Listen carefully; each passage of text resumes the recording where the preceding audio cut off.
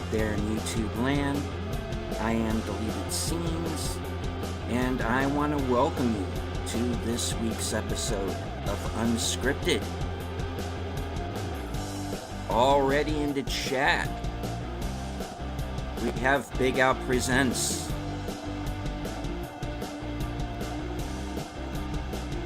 Connie Cleary. And Plush Time TV. When is the next karaoke, he asks. I don't know. I don't currently have one scheduled, but when I do, I will certainly let everyone know. All right. I would like to thank you all for being here tonight. And I want to start the show off by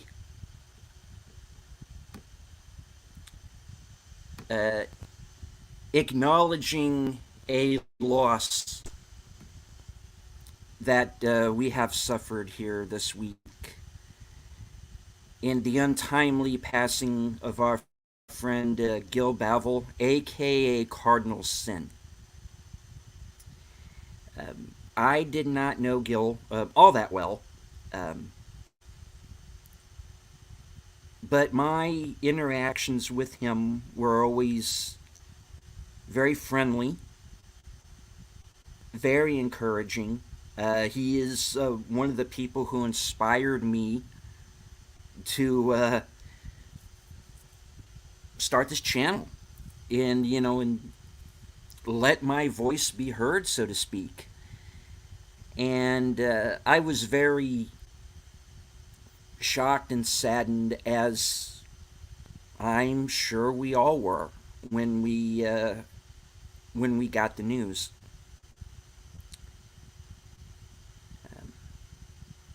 So I want to dedicate this show to Cardinal Sin.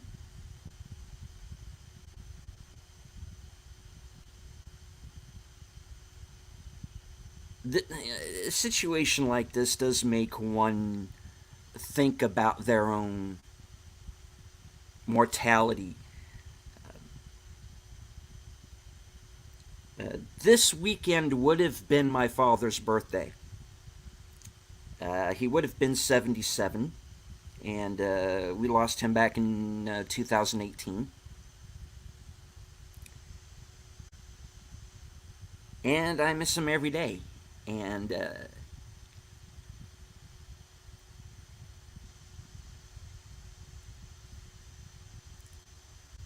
it's kind of like I said, it's kind of made me think about my own mortality a little bit. Now, I've been very upfront on this show about the fact that I've kind of developed my own, dare I say it, mental health issues over the past couple of years. And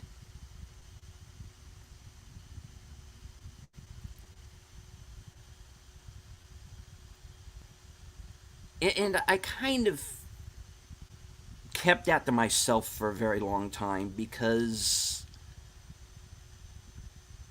the last couple of years have been rough on a lot of people. And I didn't want to be somebody who was like, waving their hands in the air going, pay attention to me, pay attention to me. I didn't want to do that.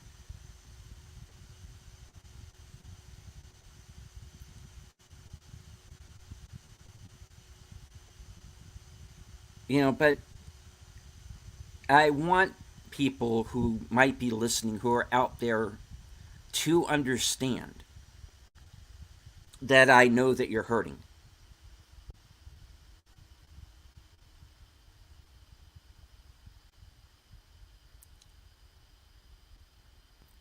We've uh, we've taken a couple of kicks in the teeth here on YouTube, especially in the last year. Um, We lost JJ. We lost the son of a red shirt earlier this year, and a Hello Aged Boomer.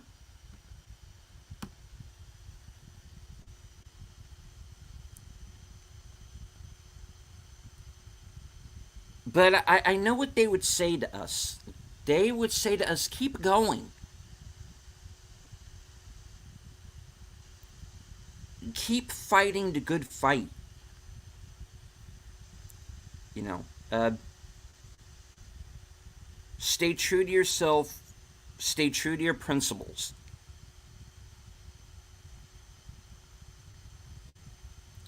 And I have done my best to do that.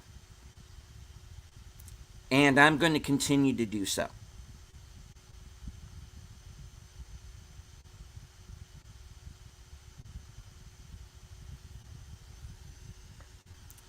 So, to Cardinal Sin, I know this is just tea. This one's for you, brother. Rest in peace.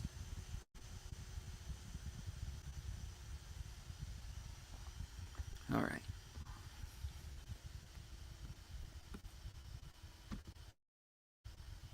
On to this week's show at hand.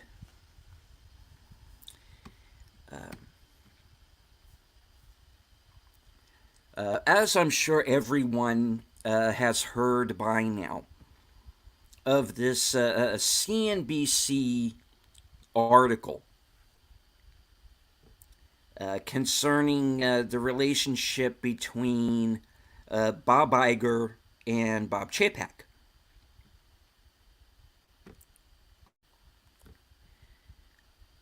Now, this was a story I went back and forth on covering. Everybody knows what my feelings are about present day Disney.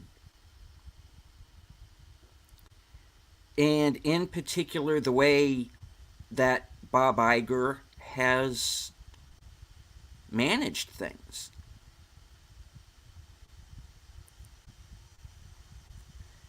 Now, this is a man who went from being a weathered guesser to running Disney, and if you ask me, running it into the ground. You thought Michael Eisner was bad? I think the shareholders want Michael Eisner back right about now.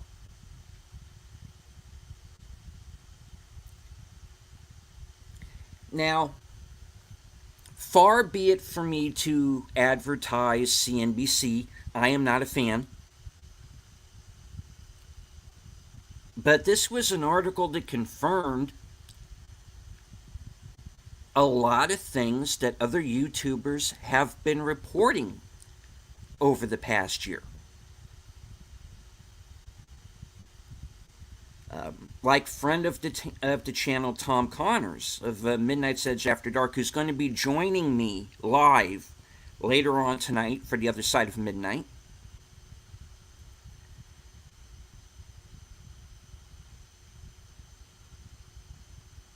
Culture Casino has covered this. WDW Pro, Valiant Renegade, and as it turns out, they've all been proven correct.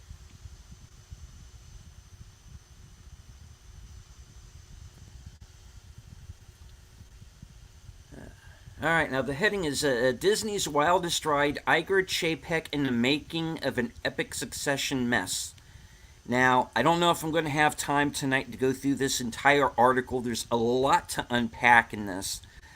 So my advice would be to seek this article out and read it for yourself. This is published Wednesday, September 6th. Updated Thursday, September 7th by Alex Sherman.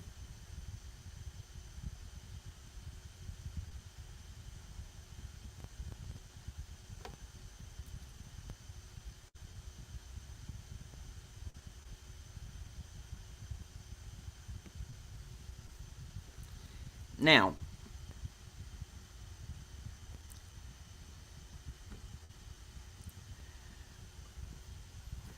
Boomer says it's a long article.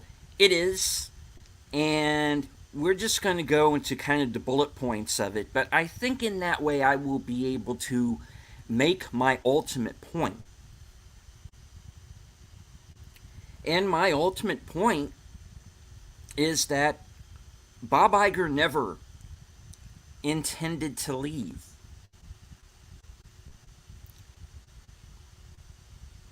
He thought that Chapek was going to be this parrot, this Oompa Loompa, who was just going to do Iger's bidding from behind the scenes. Iger being,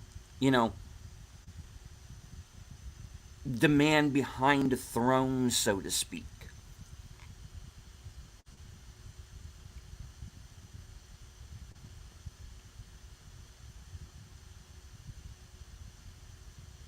He shoved Chapek under the bus.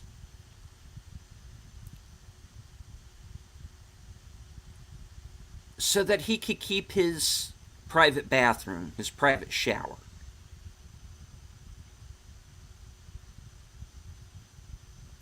Two Shower Bob, some folks were calling him.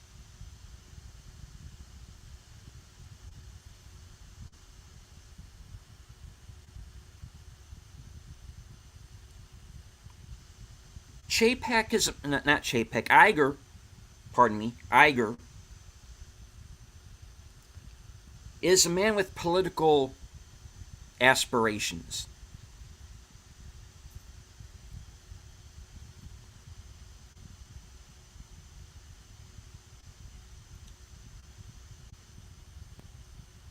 I am not a fan of politicians, as you well know.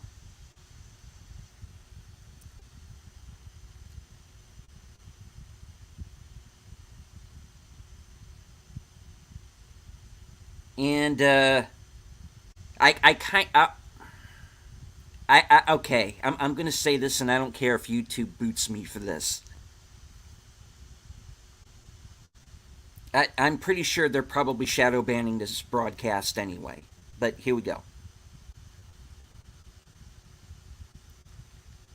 I think that politicians are only one step above kitty diddlers. And it's a very small step. And hello to Jedi Bill. Good to see you.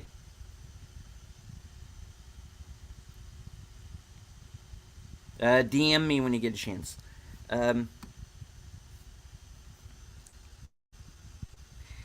Now,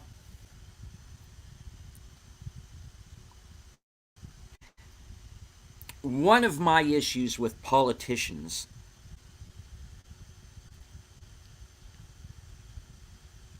is that I find them to be narcissistic.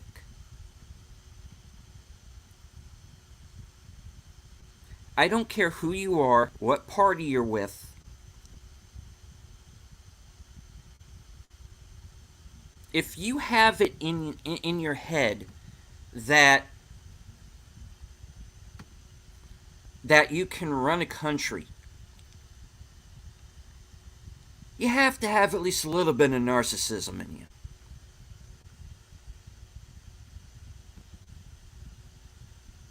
you. Indeed. Now,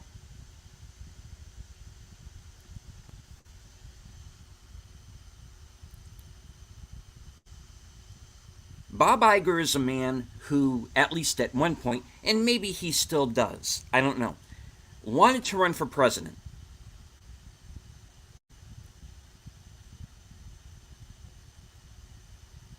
And he certainly had it in with, and my phone keeps going off for some reason. Who's trying to DM me? I mean, who's trying to get a hold of me? Anyway,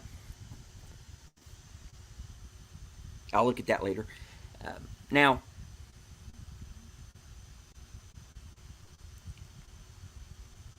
this is an article that explains that Bob Iger could just make a phone call and get Nancy Pelosi on the phone. And get Chuck Schumer on the phone.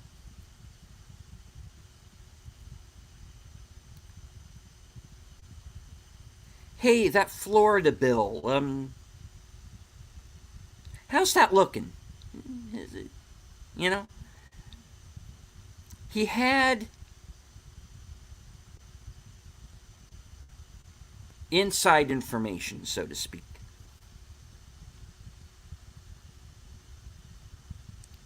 Now,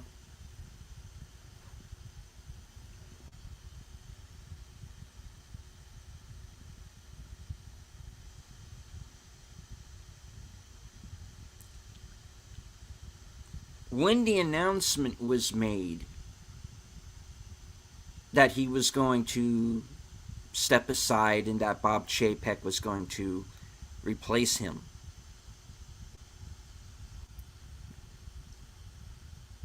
a lot of people, myself included, saw that as a good sign. Disney in finally back in the hands of someone who wanted to bring things back to, the Disney that we knew, that we grew up with, that was loved for generations, that we were comfortable showing to our kids. And hello, Tommy and the Guinea Pig Collective. Good evening. Now, Chapek seemed to be the man for that job.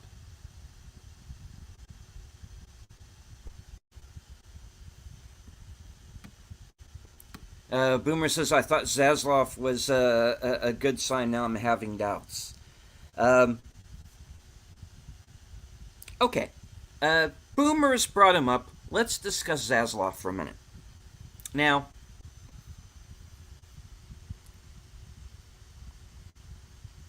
the problem over at Warner's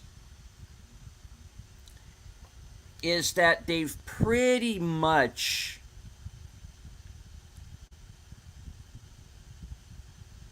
bet the farm on James Gunn.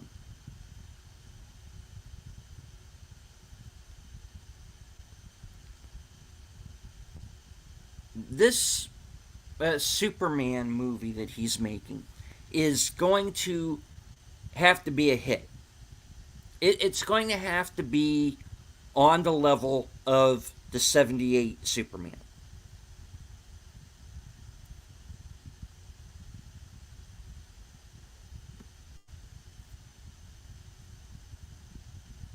It's got to be a movie to give you hope.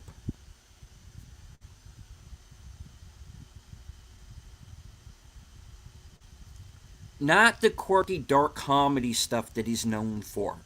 Okay, this is not Toxic Avenger. This is Superman.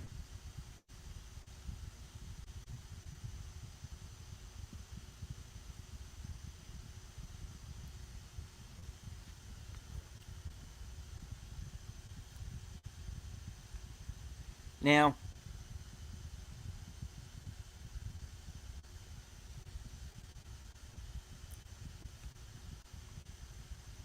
hold on. There, I got rid of that. Sorry, folks. My phone was just went off like about 30 times in a row. Tommy says, I have hope. Hope it will be a nail in the coffin. LOL. Yeah, I hope it'll be good, but I don't know. Like I said, Warner's entire upcoming DC slate is dependent on the Superman movie being good and being something that audiences will flock to go see. But it just looks like it's going to be more of James Gunn's kind of quirky nonsense. And now I can, um, okay, I hear you, but I'm I'm not going to bring that up because I don't know the whole story. Um, I've heard the accusations. I've heard different stories. I'm not here to support or defend him in any way. Um, at the same time, I'm not going to talk down about him either. If something is proven later on, supposedly there were some tweets. I have not seen them. I don't want to see them. Um,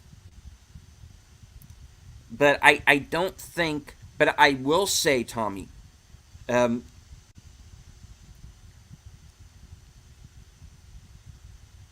D, Warner's is putting all of their eggs into one basket with Gunn,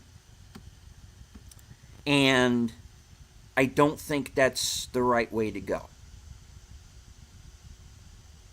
There's too much that could go wrong. Now,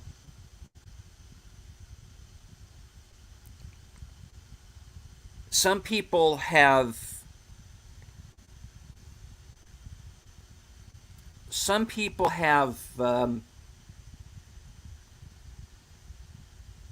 made the claim that they are confused as to who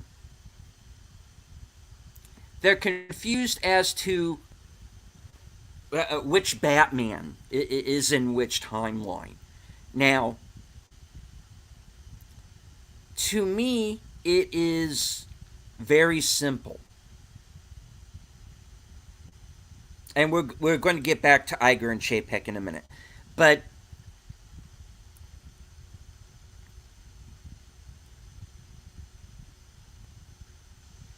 the way that I see the Batman timeline is that Keaton, Kilmer, and Clooney are all the same Batman.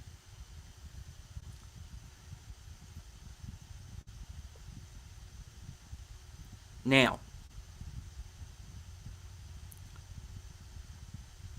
the people who see George Clooney and go, oh, Clooney's in a different timeline. Clooney is not in a different timeline. Clooney is the same Bruce Wayne as Michael Keaton. You can't have them both in the same movie. It does not make sense.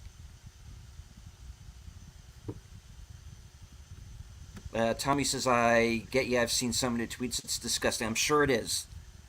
You know, again, I'm not denigrating him. I'm not supporting him either. Um, I haven't seen it. I've just heard a lot of rumor and innuendo around it. Um,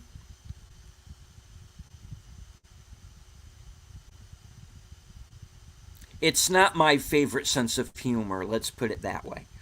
Um,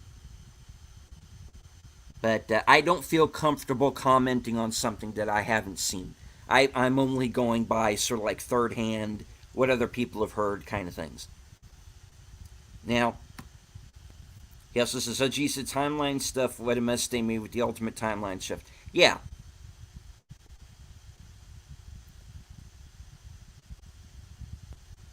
Now, they need to decide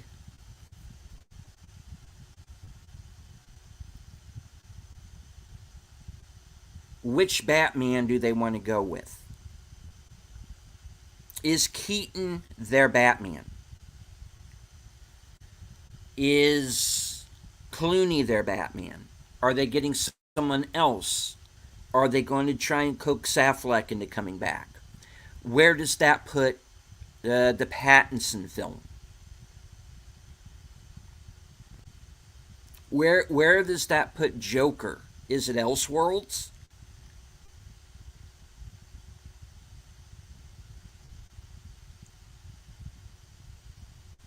Now I can I can easily, speaking for myself, I can easily separate these things out.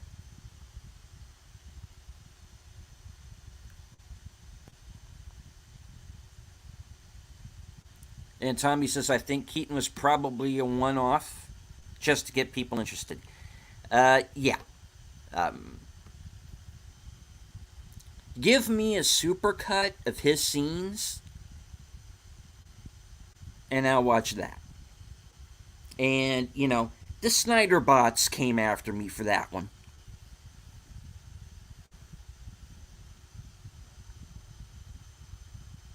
I have not seen The Flash. I have not reviewed it on my channel. I'm not planning to.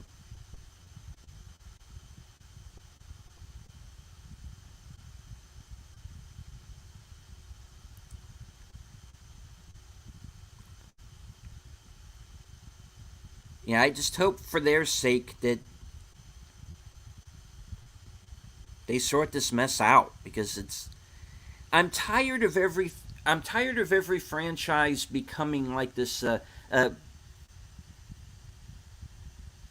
choose your own adventure. And that's not the way to run a railroad. I mean, they did that to Halloween.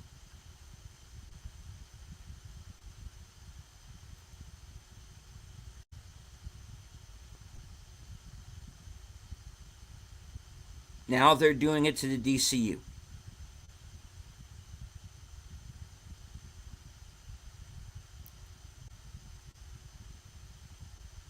So I don't know what to think about that. If not the Snyder guys, it's the Ayer guys. Sometimes they're both. Now, Ayer to me is a different story. Snyder I could care less about. Ayer I got a little bit of respect for. You know. I've never been bored watching one of his movies, that's for damn sure. Now, do I need to see an Ayer cut? No. Do I think his movie is better than the one we got? I'm sure it is.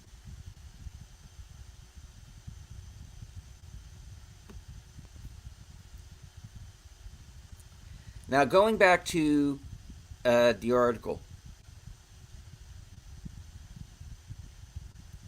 it's very well detailed, and it is a very long article, and I'm not going to read it all, obviously, to you. Seek it out. And you will find out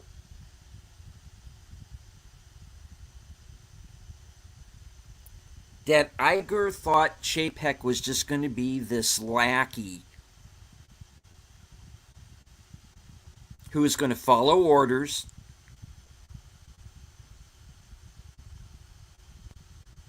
but Chapek saw the handwriting on the wall. He saw the stock going down, longtime fans leaving.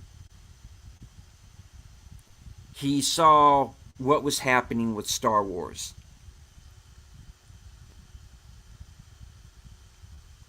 He wanted to turn Disney away from being involved in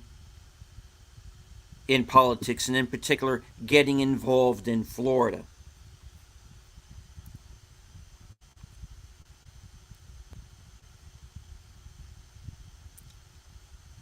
And Disney getting involved with this the parental rights bill. What the mainstream media falsely referred to as the "Don't Say Gay" bill. Had nothing to do with that. It's about parents knowing what's being taught to their children and who these people are who are doing the teaching. I can get behind that.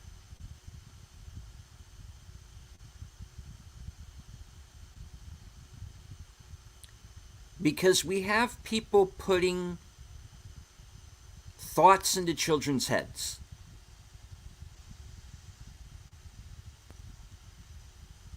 They're teaching them to be disrespectful of their parents, to be disrespectful of their country. They're teaching them to be communists in many ways.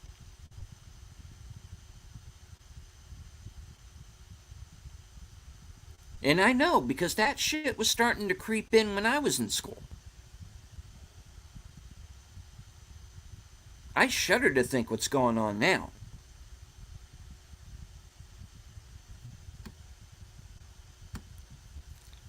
Only people with nefarious plans don't want parents to know what they're teaching.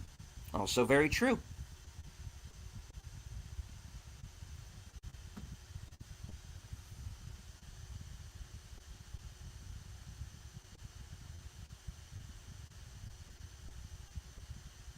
Now,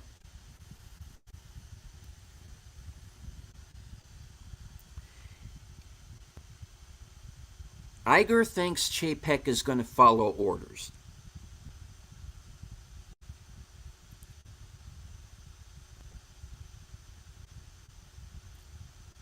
Chapek, seeing the writing on the wall, wants to bring Disney back to its former glory. So you have two diametrically opposed men vying for the same chair.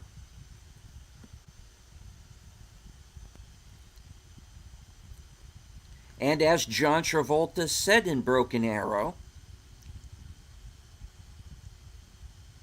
you do not share command. It is never a good idea. And that's what was happening here.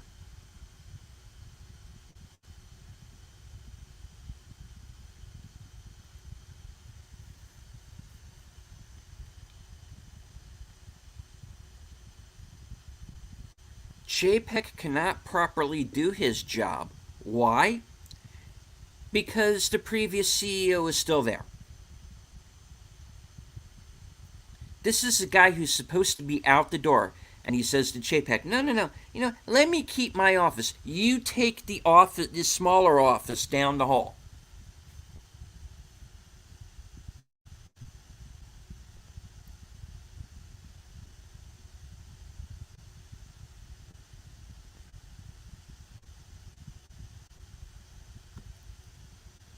I always felt Iger felt the ship listing and put Chapek in as a scapegoat. Look how quickly he came back when it got bad. Exactly.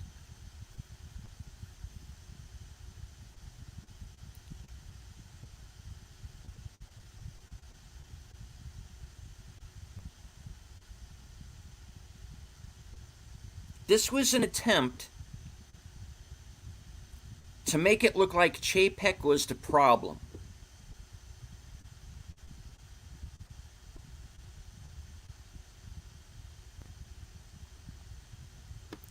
Now, we learned from this article that Iger and or his cronies stopped all of the changes that Chapek tried to make at every single turn.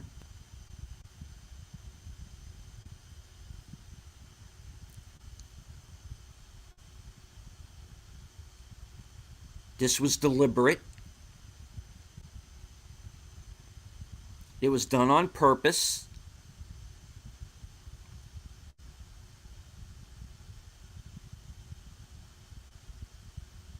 Everything that is happening at Disney, everything Disney has done in the last 10 years, under Iger's watch,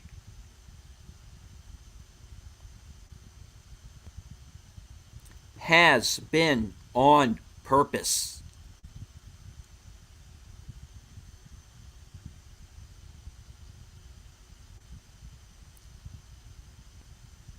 Malice Aforethought. This was the plan from minute one.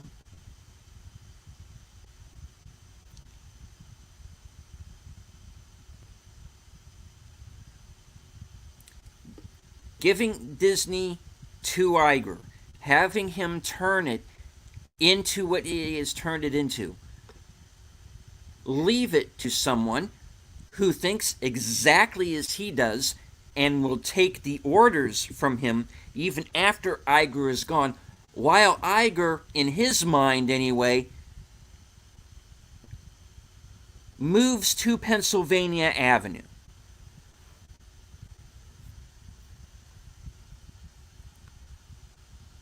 To do to the country what he did to Disney.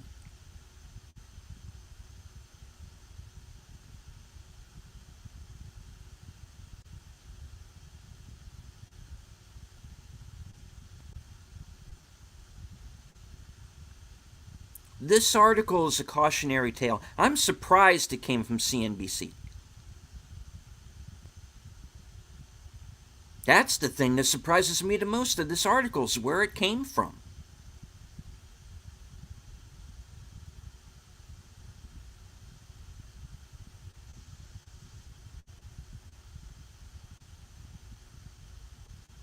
This article confirms everything we have been told, everything that we have come to suspect.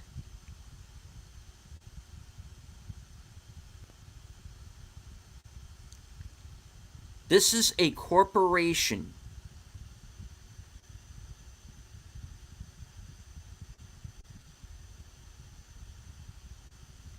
that has decided that they are allergic to money.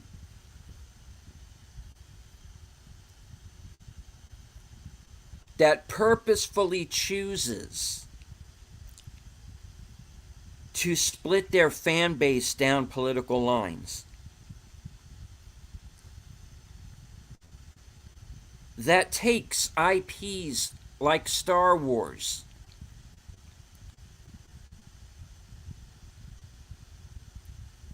twists it into their fourth wave feminist, neo-Marxist bullshit agenda,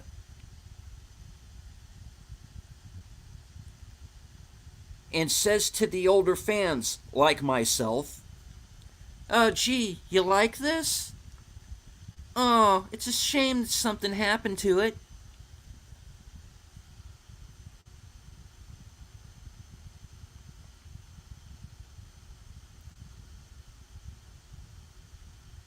Chapek wanted to change that. And when they saw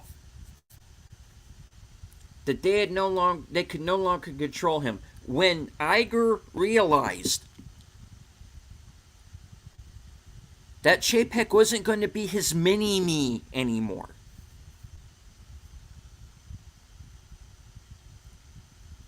that's when they began to plot against him. And they got him out. And they made him the scapegoat for everything. As Tommy says in the chat.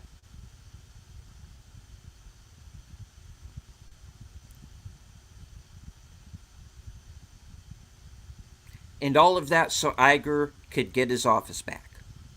Not that he ever left it.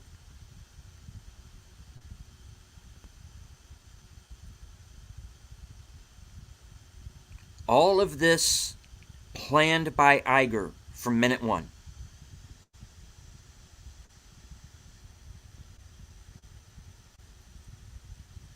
Carried out by his cronies.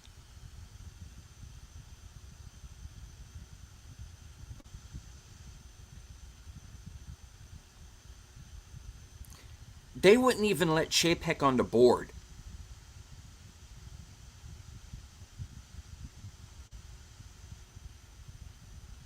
He's the first CEO not to be.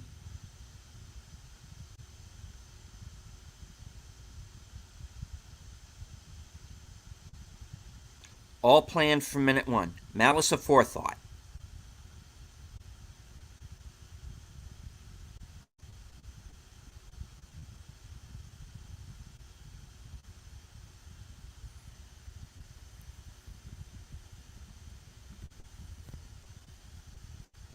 These people are scum. I'm just going to say it. They want to push their agenda onto our children.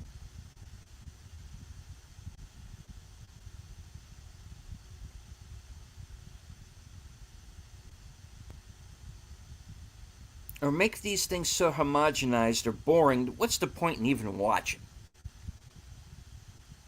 Now, I have a poll up on the channel, and this is the funny part because I knew what you guys were going to do. Okay, now there are people who like the Ahsoka series and people who vehemently hate it, and people who are just plain confused because they didn't see Clone Wars or they didn't see Rebels. Now, you know me, whenever the reviews are mixed like that, that's when I tend to get curious because I want to see what side I'm going to fall down on. So I put a poll up on my community page whether or not I should see Ahsoka. Now, the last time I checked the poll, it looked like I'm going to have to watch this fucking thing. you know, um, and if I do, I will review it. I will go episode by episode, and I will be honest.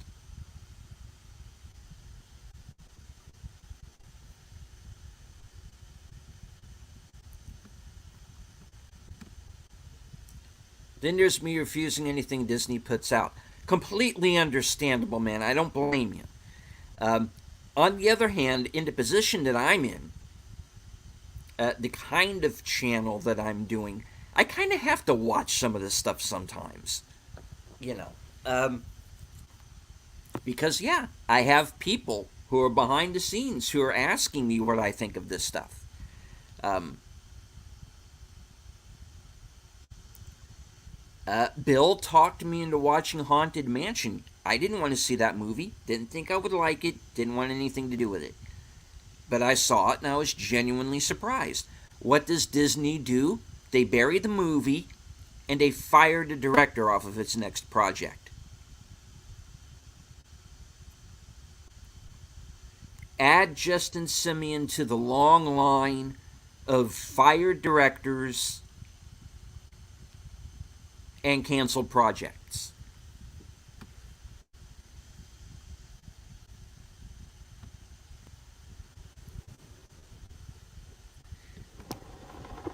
All right, well, enough of my rant. I'm going to get to the. Let me get up here a moment. I hope everyone can still hear me. I am moving about the cabin, so to speak. And we're going to go on to tonight's What's on My Shelf segment. And I want to start. Well, okay, hold on. I want to start with a couple of things here.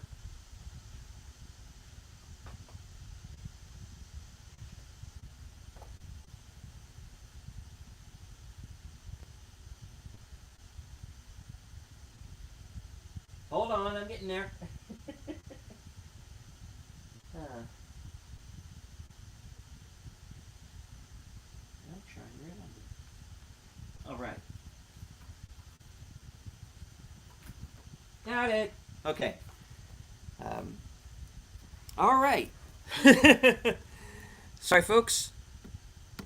Bill says I gave up on Star Wars a long time ago because I don't see a return for all its glory. Yeah, there are a number of changes that are going to have to be made. Okay. And Tommy's agreeing. All right, on to my What's on My Shelf segment. Now,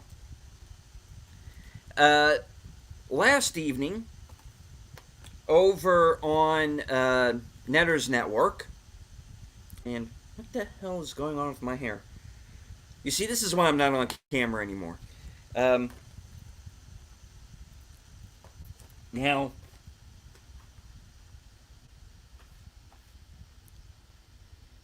last night, over on Netter's Network, she and Troy, Boomer, and Big Al watched Cobra from 1986. This is, of course, the Sylvester Stallone action film. Basically, it was the movie he wanted his version of Beverly Hills Cop to be. They originally went to Stallone to be in Beverly Hills Cop. And he wanted the movie to be closer to what Cobra ended up being.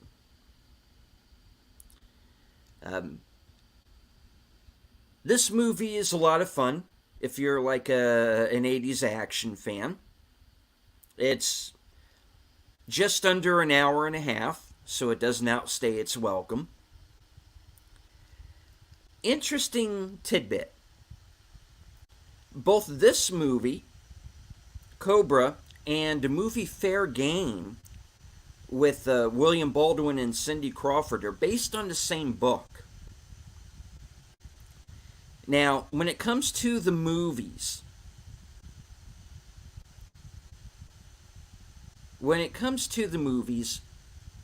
the similarities are a cop guarding a woman being stalked by an army of killers. And then the similarities kind of end there. You know, and I'm pretty sure the book those movies based on probably have diddly squat to do with either of the movies. But check out Cobra, the great 80s canon Golan Globus action film, and go find Fair Game. I actually have a copy of it over there. It's bad, but it's good bad. You know? And you get to see Vasquez from Aliens play a Russian. So, yeah. Now, my new DVD haul from this week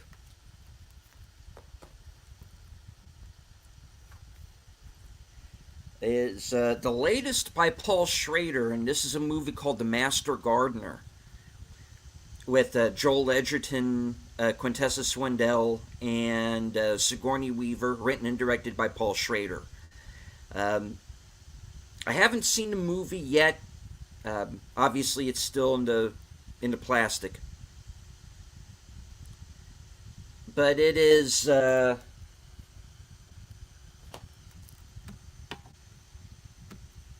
me see. Tommy says, I've seen some really ridiculous money grabbing from Disney and Hasbro with multiple Boba Fett figures in different color schemes. Comic version and cartoon version, just pathetic.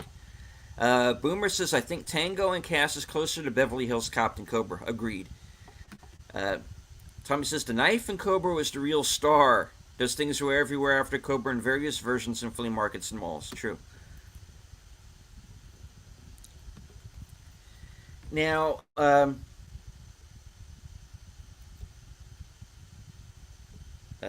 Master Gardener, just that. As a gardener, works for this wealthy woman. Her troubled niece comes to live with her, and she asks that the gardener kind of take this girl under his wing. And, things kind of snowball from there. His past, kind of, apparently quite a violent past, kind of comes back and dredges itself back up. So, my like I said, I haven't seen the movie yet, but my understanding is that if you like Taxi Driver, and if you liked First Reformed, you'll like this, because it's kind of a melding of the two. Now, what do you say? Should I unbox this on the air? And hello to Deep Penzak.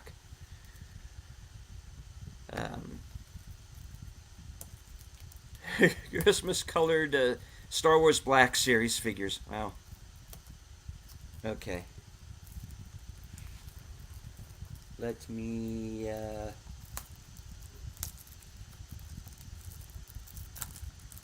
get this opened up here.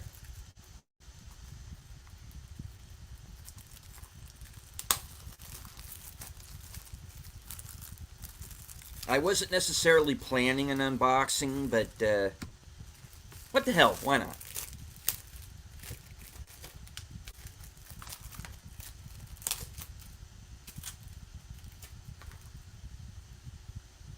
Alright, let me adjust this. Yes, he has great ceilings. Oh, okay. Sistine Chapel has nothing on that. All right, so there's the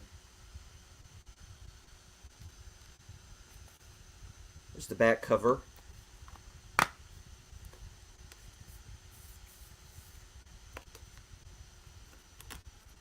And the DVD inside. And Master Gardener, new film from this year, came out earlier in the year. When I see this movie, I will review it. And I'll let everybody know what I think. Now, another movie that came out earlier, that came out this year, is Brandon Cronenberg's most recent movie. You might remember Possessor from a couple of years ago. And this is his latest movie, and this is Infinity Pool. Now, earlier in the year, you might remember I had intended to see this movie in theaters. I didn't get that chance at the time, but now it is out on 4K in an uncut version that was not in theaters.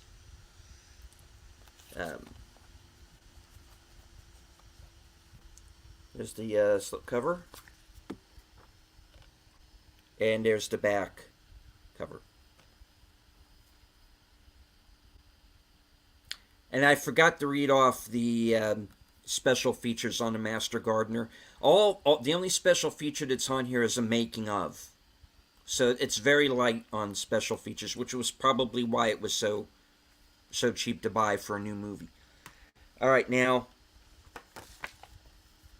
Infinity Pool does have a documentary. Does have a feature commentary with Brandon Cronenberg, with the cinematographer, and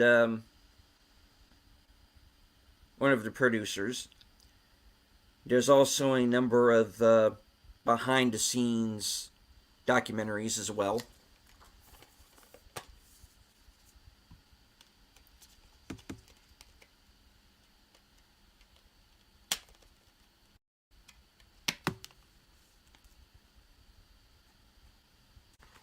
And there's the disc.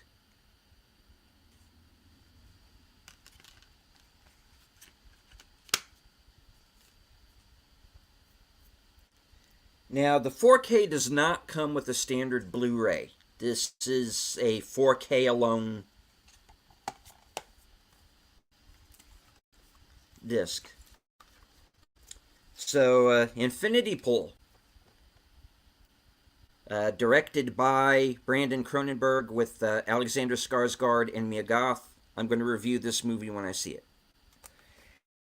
And another one that's familiar to some of you, I'm sure, it's a remake.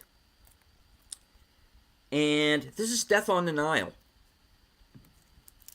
Now, I got this, and I also have Murder on the Orient Express as well, the Kenneth Branagh version of that film.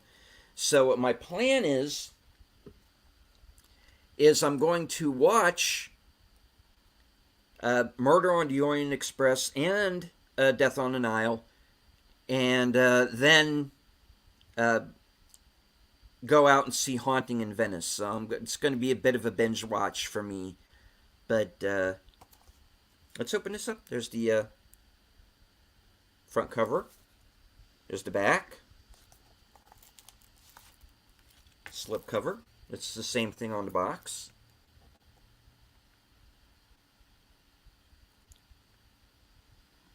There's a number of special features here as well, both on the 4K and on the Blu-ray. A number of behind-the-scenes documentaries, deleted scenes, and whatnot.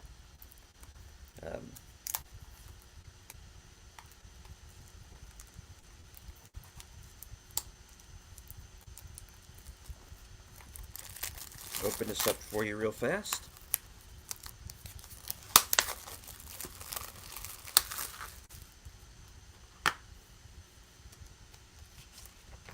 digital code, plus the Blu-ray and 4K.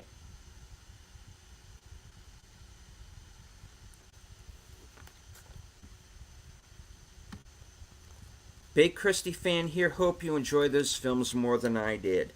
I'm curious to see how they stand up to previous versions myself. In particular, Murder on the Orient Express, because the 1974 version with Albert Finney was the first movie I was ever taken to see. Kind of a long story, which I'm going to go into in a future show. But yeah, I'm looking forward to seeing. David Chuche is the only pro. He was really very good. He was very good. Catch the series that he did, and also the films that came after. Very good, very well done. He's great. He is spot on. He is the best Puro. I agree. The Sidney Lumet version is great. It is. It's a lot of fun. I want to sit down and watch that again.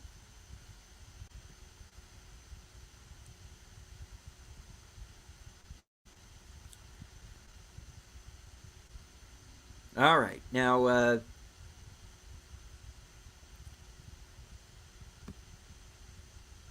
already done that. Okay, cool. All right. Now, for the second part of what's on my shelf, and I want to make this quick because Geeky Geezers is about to come on here before in a few minutes. We're going to be running a little bit over here, folks, I think. Now, in honor of the booktuber Criminali, who at the end of his videos picks a random book off of his shelf and shows it off, and I have two that I want to show off. And this is a book by Don Bentley,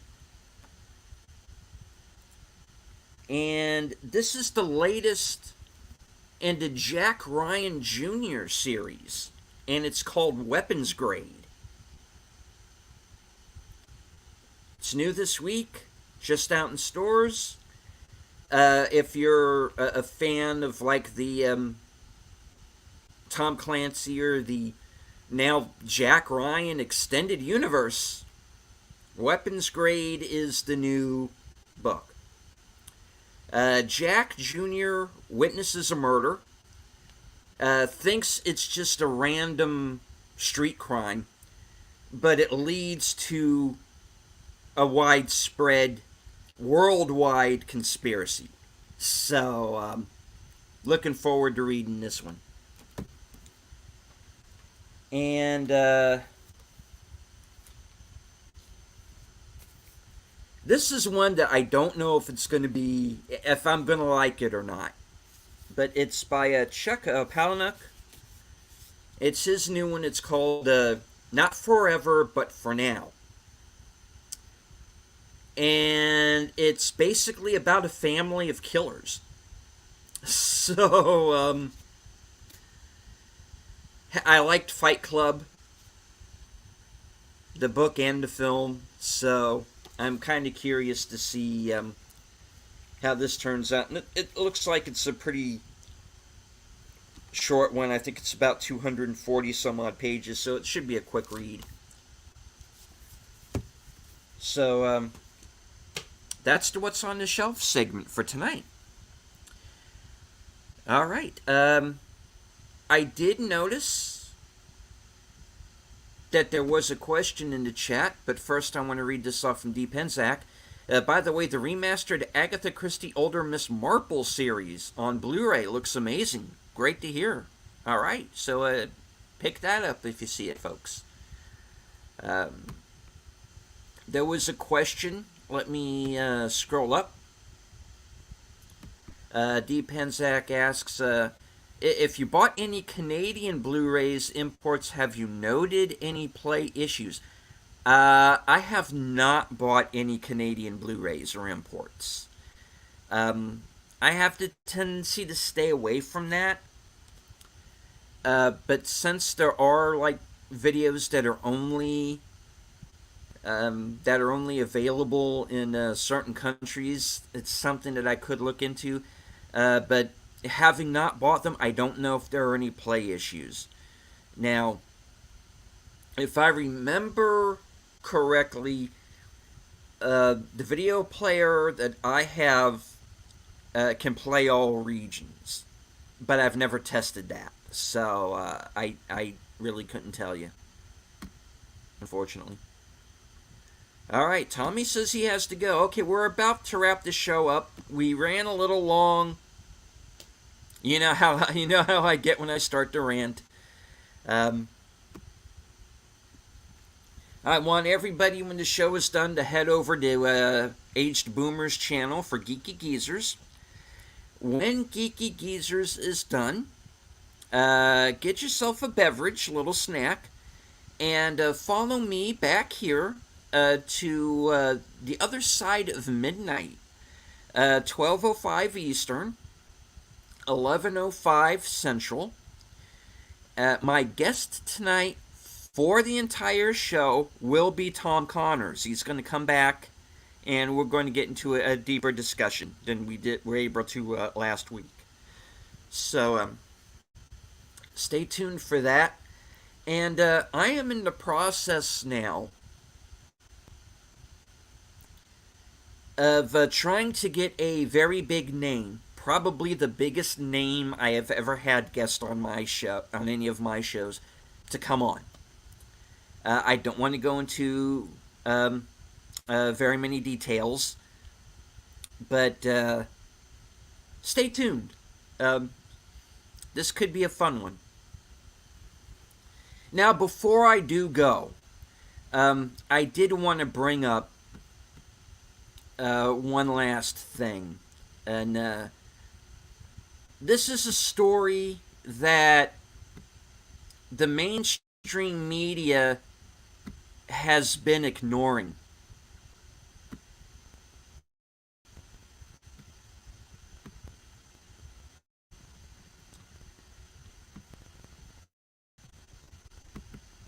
This man is Andreas Probst. He is was a retired police chief.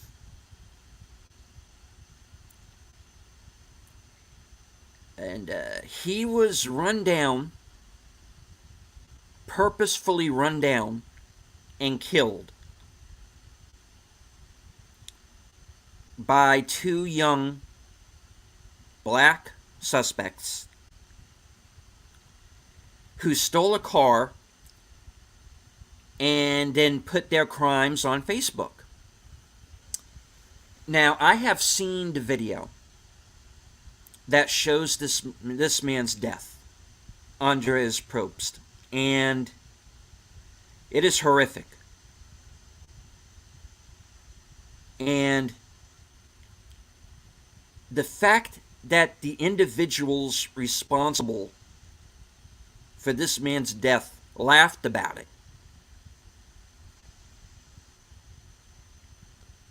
says a lot about where we are as human beings right now.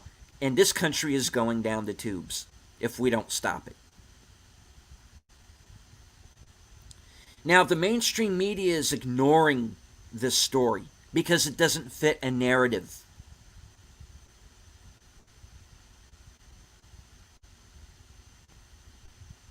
This is a man who served his town, who served his country.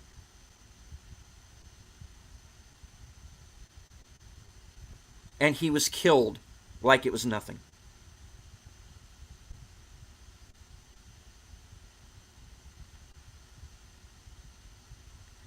This is a man who went out riding his bike. He's following all the traffic laws. And these sons of bitches deliberately ran him down and laughed about it.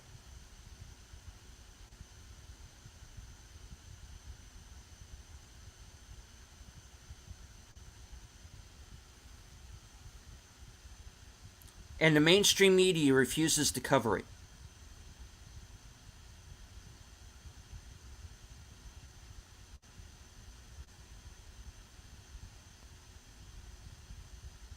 His name was Andreas Probst.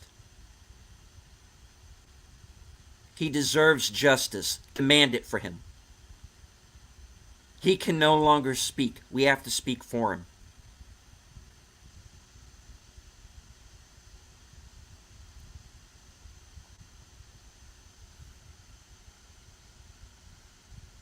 Do not let this country be taken by criminals. Do not let it be taken by neo-Marxists. Do not let it be taken by narcissists like Bob Iger. Take it back. This is your country.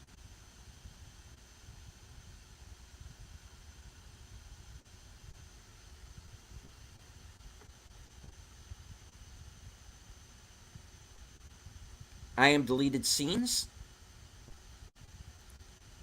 from HQ. Good night. Take care. Stay strong, because this is how we win.